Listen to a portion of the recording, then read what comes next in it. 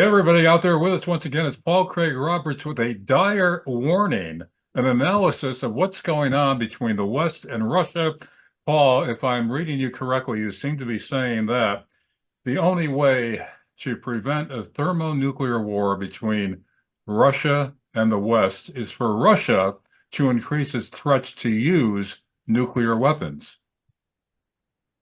Well, I'm not saying that. I'm reporting that this is the line that is developing among Russian foreign affairs analysts. It's the line that is emerging now in Russia. So um, I think what has happened, Larry, is that um, a certain amount of impatience has grown up in Russia with the Kremlin accepting provocation after provocation.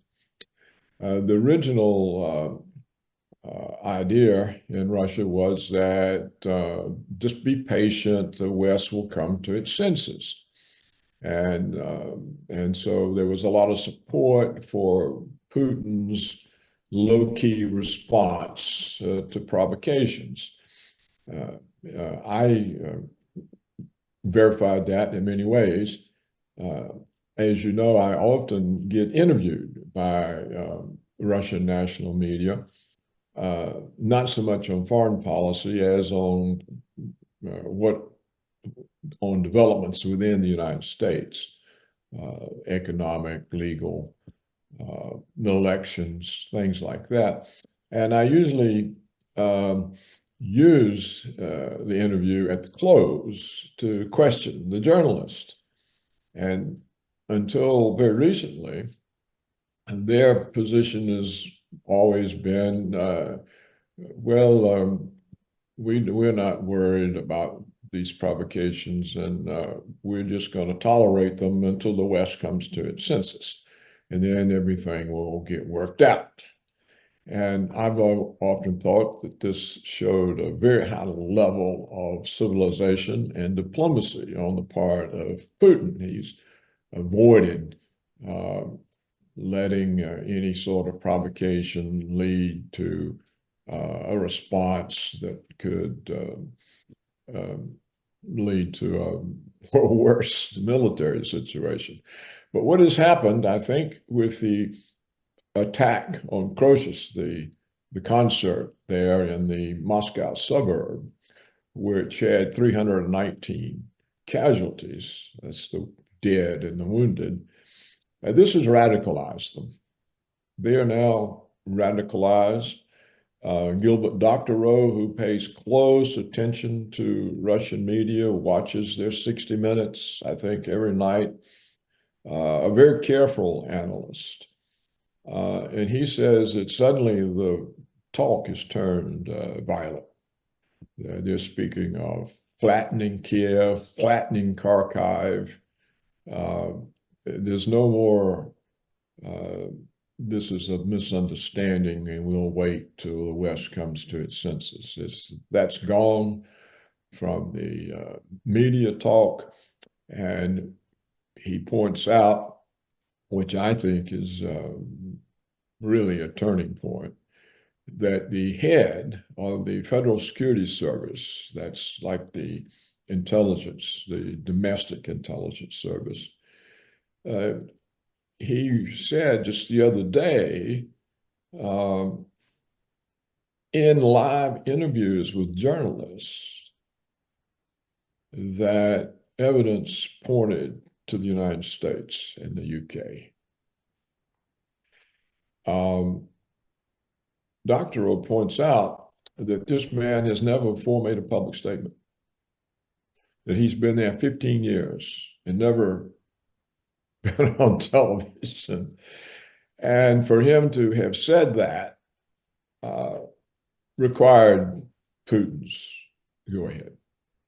Well, Paul, you've been saying all along, like for over a year now, that Putin is largely responsible for the state of affairs now in Ukraine, between Ukraine and Russia, because Putin didn't act forcefully enough right in the beginning. He allowed the war to be drawn out, where the West brought in more and more resources, more and more weaponry for Ukraine to battle against Russia. So if Putin went in strong to begin with, it never would have gotten to this point. Now it's like, what's he going to do now? That's right. I think there was a miscalculation. Putin thought the West was more reasonable and had more sense than it's got. And he thought that if he just would be patient, the West would accept reality. But we don't see that, particularly with this attack. It's clear this is not an ISIS organized attack. It's not even clear that the people captured are actually ISIS. But even if they are, it's a CIA creation, ISIS. We created it to overthrow Gaddafi, if memory serves. We sent it into Syria to overthrow Assad. And it wouldn't be pulling off something like this on its own.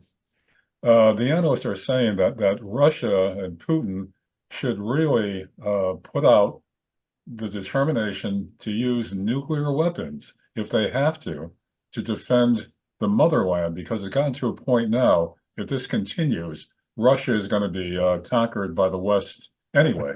So we're at a critical turning point now. But again, you think, first of all, do you think Putin will accept that maneuver? That's the What one of the analysts who has been very vocal recently is saying about the nuclear weapons is that he believes that they no longer serve as a deterrent because people don't think they're going to be used. right. And so they don't deter. You see, during the Cold War, the United States never approached this level of aggressiveness toward the Soviet Union Right. that we have approached, that we've used toward Russia. Never. We never called any Soviet leader a son of a bitch or a butcher or Hitler or anything like that. And we certainly didn't carry out the kinds of provocations on their borders. And there was no NATO on the Soviet Union's border. Now, what was working then, Paul, was MAD, mutually assured destruction. But it worked because people thought they could be used, and now they don't think that. And so one of the analysts, what he was saying was that, look, we've got to make them aware again that these weapons can be used, and maybe that will cause them to behave less provocatively. And he also was arguing, Larry, that he really believes the world would be safer if more countries had nuclear weapons. Because the more countries that have them, the more constraints there are on wars. you don't agree with that. You don't agree with that, though. Well, that was the one point I didn't agree with him about. But mainly I'm reporting what they're saying. And the reason I'm reporting it is to show that, as I have feared from the beginning of this Ukrainian conflict, the provocations are changing the attitudes in Russia among the analysts, among the people, among the media, and apparently among Putin, because we see this highly secretive man go public and say, well, it looks like it may be the Americans and the British. We're not sure. We're investigating. We're going to go by the facts. But they didn't point the finger at the United States over the North Sea pipeline. They never came out and Well, that was a serious thing. And so even with that, Putin held back. But this time it doesn't look like he is holding back. And of course, if it turns out that they have the evidence that we are responsible for that attack, that is, that Washington is responsible for that attack, Doctorow says this is the equivalent of the Cuban Missile Crisis. Now, Doctorow also suggests, and he's a very careful analyst. Unfortunately, he's kept out of the American media. He also wonders, is this the reason Victoria Nuland was summarily fired? This was her plot. It was reckless. She didn't have authorizations because she resigned on the eve of this attack. So he's thinking, hey, maybe the neocons are so accustomed to doing whatever they want that they just went ahead with a scheme that they had not been authorized for. And this is possible because we've never been able to figure out why Victoria Nuland resigned. It makes no sense. And that makes sense of it. So I think what the point that I'm trying to make is that not that they are going to threaten, that they're threatening us with nuclear weapons, though Putin keeps saying, you know, if we go to war with Europe, this is going to be the end of Europe. But he says over and over, doesn't want war. And I think what's happening is that he's finally realizing, just like the analysts and like all the TV people, you know, their TV shows, they're far more serious.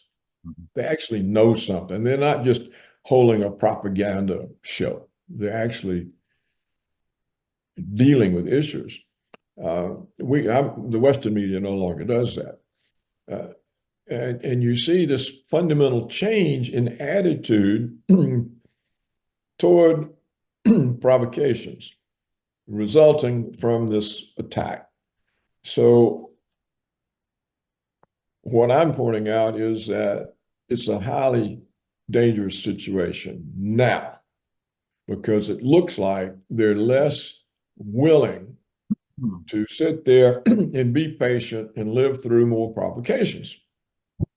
What I found interesting, Paul, in all of this, among the things I found interesting is the conclusion by Dr. O, and I guess others, that it's kind of a warning to Europe. In essence, they're saying, don't expect the U.S. to come to your aid and retaliate if Russia bombs European cities. Don't expect the U.S. to respond because they don't want our cities wiped out. So that's interesting, putting Europe on notice that, you know, you're on your own if it does come to nuclear war. Yeah. Yeah, that is the statement of one of the analysts in Russia. He said that the Americans are not going to give up New York and Chicago and so forth for Berlin or or Poland or anything like that. And so you better be careful. And I think what we may see happen if these NATO countries actually do let Ukrainian pilots fly their F-15s off of their air bases. Yeah. That is not off the Ukraine air bases, but off of the NATO countries' air bases. You may see Russian strikes on those bases. And then what happens with the NATO understanding that attack on one is an attack on all, including the U.S.? Well, I think at that point, there'll be a sobering that is so far missing in the West. There seems to be no intelligence anywhere in Europe or Washington. Even this morning, we see the Polish prime minister or defense minister, I forget which one of them, saying that Europe has to prepare for war. We're on the threshold of war. We're on the threshold. Well, why? Why they talk themselves into this? There's no evidence whatsoever that Russians going to invade Europe or invade Poland, or it sits there and takes all of their views. And so when you have these people convince themselves that there's going to be a war, when Putin keeps saying, watch out, we don't want to have a war. It won't be good for you if we have a war. Please watch out. We don't want to have a war. And they're sitting there saying, no, we can have a war. I mean, it's mindless. And I think if an air base in Germany and Poland get wiped out, you'll see a sobering. I don't think there would be a rush to war. I think people would say, ooh, we've gone too far. Well, this is brinkmanship either way, isn't it, Paul? If Putin acts or if he doesn't act, we're increasing now, getting closer to the threshold of a spark to actually set off a nuclear war between the West and Russia. And maybe we should explain to the viewers why Russia considers Ukraine increasingly an existential threat to them, because it's a way of the West to eventually conquer Russia, is it not? I think what has happened in the Kremlin is they went in for a limited police operation to clear Ukraine out of the Russian parts of Ukraine. That's all they did not invade Ukraine. Right. They insist over and over, this is not an invasion of Ukraine. And I think that was unrealistic, because they didn't understand what the West's response would be. And so what has happened is they've learned from this experience in Ukraine that the West is really a committed enemy against them. And you have to remember, they went into the Donbass, the Russian area of Ukraine, only after the entirety of the West and Washington gave them the cold shoulder when they asked for a mutual security alliance. It was Russia not threatening war, but asking for peace and asking for a security agreement. And we gave them the cold shoulder. We just totally ignored them, told them to go to hell. And so that was kind of harshly sobering for Putin. And then they saw the big Ukrainian army about to go into Donbass itself and slaughter the breakaway republics, and he had to act.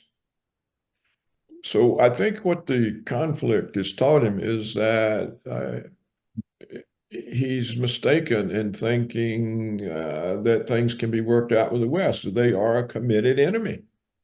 And he's having to accept that Russia has an enemy that is determined in some way or the other to damage them and reduce their ability to act as a constraint on American hegemony.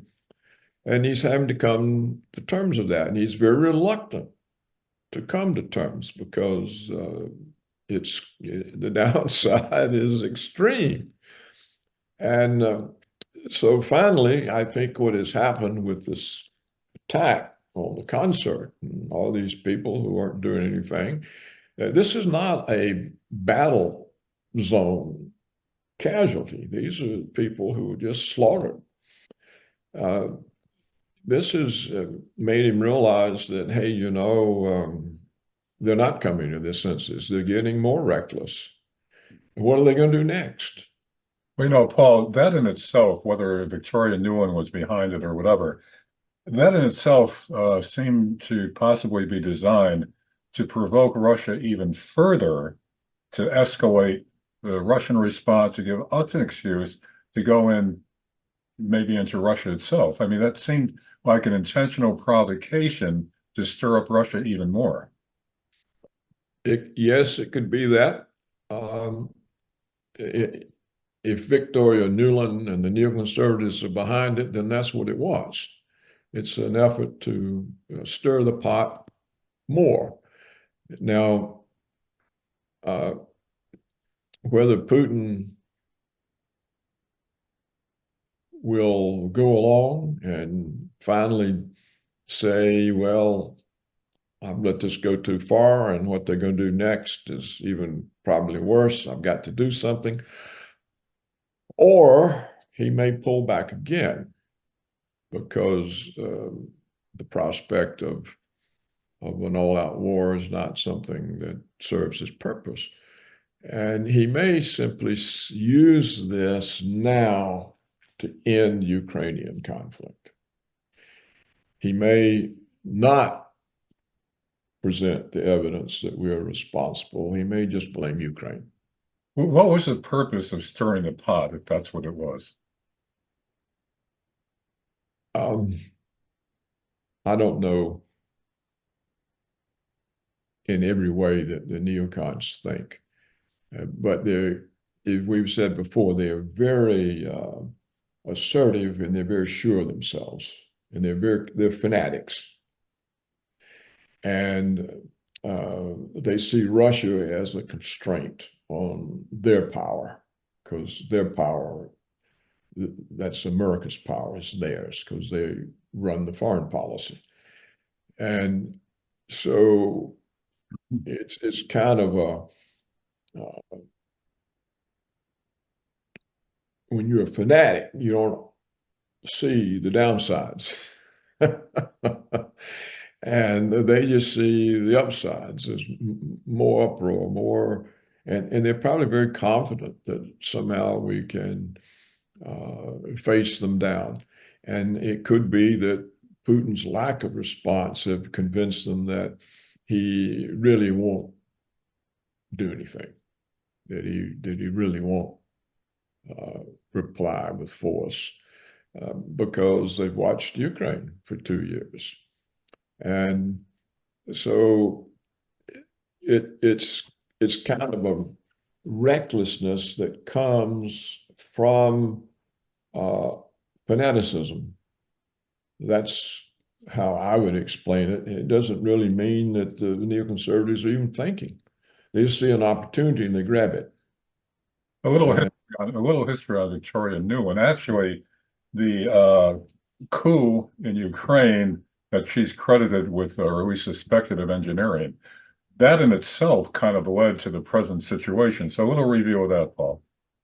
Yeah, well, that's true. That's how we started this right after Putin declared at the Munich Security Conference in 2007 that Russia did not accept American unilateralism, that it was not a unipolar world, that it's a multipolar world, and there has to be room in the world for everyone. Now, this was a shock to Washington because they assumed he would just be another puppet like his predecessor. And so they went to work then pumping money into Ukraine, buying agents, buying supporters, creating student groups, preparing the ground for a coup. And you may remember that Victoria Nuland is shown on television explaining and bragging that we had spent $5 billion in Ukraine organizing the takeover. This is before Maidan. So we went to work. So for 7 years, between 2007 and 2014, we pumped $5 billion into organizing forces within Ukraine we could use to have a coup. And so this is the origin of it. I've said that the minute the coup started, the Russian troops should have gone in. Instead, it was sort of like a no response. At least Putin should have said to the president in Ukraine, well, use whatever force you need to put this down. Instead, he never used any force. You have to remember that. You know, the Ukrainian government was overthrown without using any force to defend itself. So this shows from the beginning that it wasn't any aggression that originated on Putin's part or the Russian government's part. And ever since, the whole process, as we've discussed many times, has been to accept provocation. See, there's another one coming, and that's the F-15s. They won't be used in the Ukrainian conflict. They'll be used to launch attacks on Russia. There'll be more civilian deaths, more things blown up. At some point, the Russian people aren't going to accept it, and Putin will have to act. And I think he's waited a very, very long time to act. And the longer it waits, the more extreme the response will have to be. If we end up with Ukrainian pilots flying off of German or Polish airfields and American aircraft attacking Russia, there's no way that Putin can avoid taking out the bases in Germany and Poland. In NATO countries, right? Yeah, he can't sit there and let NATO countries attack Russia, attack the civilians. They won't be used against military facilities, which would be too well defended. It'll be murder. And then what happens then? We're off to the races. You know, there's Russia attacks a NATO country. Then what does NATO do? What is the U.S. urgent to do? And so, you know, it's escalating. That's my fear. It's been my fear from the beginning. It's the reason I've given these warnings. And I see that Dr. Rowe, who I don't know how he reacted to my warnings. I do know at some point he commented. I didn't see the comment, so I don't know whether he was poo-pooing me or saying there might be something to it. But now we see he himself has said we're in a situation equivalent to the Cuban Missile Crisis. Well, you don't hear this anywhere in the American media. Nowhere. It's almost like see, all the American media is about is Ukraine didn't do it, Ukraine didn't do it, Ukraine didn't do it. Well, who did it? Yeah. See? Just like a pipeline, when it was blown up, you know, there was no real investigation or curiosity about that. Yeah, and you see, they got away with it with the pipeline because Putin never said, look what you did. Yeah. If he had said that, he would have had to have done something. See? And so he didn't say the Americans did this because he would have had to do something. And so that's the difference that Dr. Rowe is pointing out. This time he lets the head of the Federal Security Service say we have reason to suspect the Americans and the British. And that is a change. And that is a change because if it comes out, they conclude that, then he's got to do something. Yeah. So this is the first time there's any indication that he may take a position that he has to act. as I say, he may pull back and they may say, hey, don't blame the Americans, blame Ukraine. And what we'll do, we'll use Ukraine, having done this, to finally flatten the country and end this. Because we got to end it, because look what the Americans are doing. We can't let them continue. And so what you may see come out of this is a sudden massive attack on Ukraine that closes the country down. Some of the Russian analysts are calling for the destruction of all government offices, to flatten the palace that Zelensky's in, to kill him, every member of the government, and to get it over with. And so this is a new development. This is a totally new development. And so Putin may say, I don't want to push this with the Americans, but it's a chance now. I'll have full public support from Russia. But the question, I've got a good reason. We'll now end the Ukrainian conflict. and what will be the response of the West if Russia flattens Ukraine and kills Zelensky and others? Nothing. We can't do anything.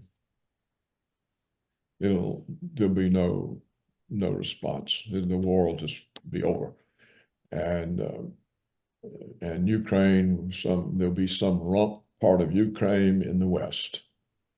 But I think everything east of the Dnieper River, the entire Black Sea coast, Kharkiv itself, these will all be now part of Russia.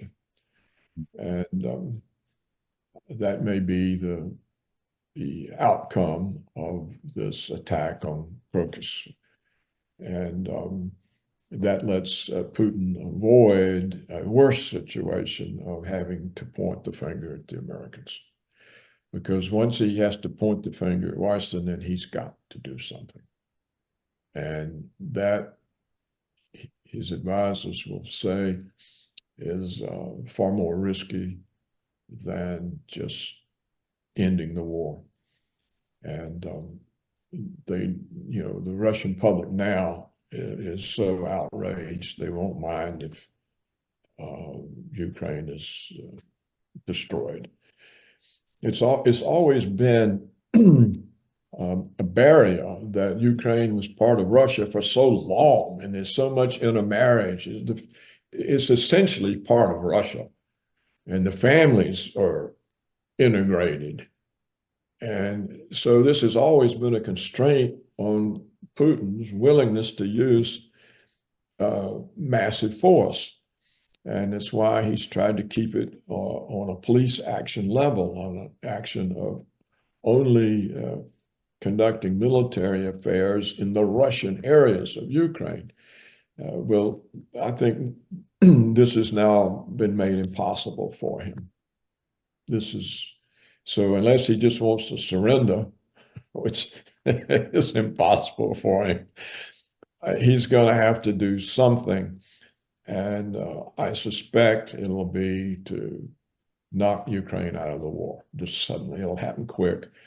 And it'll probably have a good effect on the European peoples. They'll say, look, governments, the European people don't support any European government. I think we talked about it. The disapproval rate of the German chancellor is 83%. And the disapproval of the British prime minister, the French president, vastly more numbers disapprove of them than support them. So they don't have any support from the public. And if the public sees finally a devastating use of Russian military force, they're going to say, we don't want this happening to us. Don't you get us in that situation? And so I see it's hopeful rather than dangerous. And so I'm just hoping that the federal security agency there, if they get the goods on us, that the Kremlin decides just to tell Washington we know and we have the goods on them, but not make it public, and instead blame Ukraine and in the war. Because if the war ends, then we don't have the prospect of continuing these provocations. We'd have to start them up somewhere else. And I think this time the Russians would be much less willing to allow them to start up, and they'd be much less willing to tolerate them until, again, it repeats the Ukrainian situation. So that's my take on it. It's based on what Dr. O reports, and based on his own change of mind, and it's based on my recent conversations with Russian journalists. One of them yesterday confirmed to me that there's been a tremendous change in the attitude within the country, and a tremendous change in the news and in the very popular 60 Minutes program that is watched all over Russia. The whole attitude now is fire and brimstone, and the talk is very violent. And this is a fundamental difference. And it's unfortunate that the Western media is so stupid and so corrupt that it doesn't make the people here and the governments in the United States and Europe aware of this change, because this is a very serious change. And if the people in Washington aren't aware of it and aren't willing to take it into account, and they pull something like this again, then all hell's gonna break loose. It's just because the attitude is so different now in the Kremlin, in the media, among the Russian people, among the analysts. There's no more, this is just some kind of a misunderstanding, and we'll put up with the Americans till they come to their senses. It's not, that's gone. Wrapping it up now, Paul, a final question for you. Short of that solution that you talk about to end it, in the meantime, are we continuing to inch closer to Armageddon? Yes.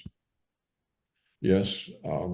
When a careful analyst, an objective analyst like Dr. Rowe, who does not have an agenda, states the situation today is the same as the Cuban Missile Crisis, that tells you we are a nanosecond from Armageddon.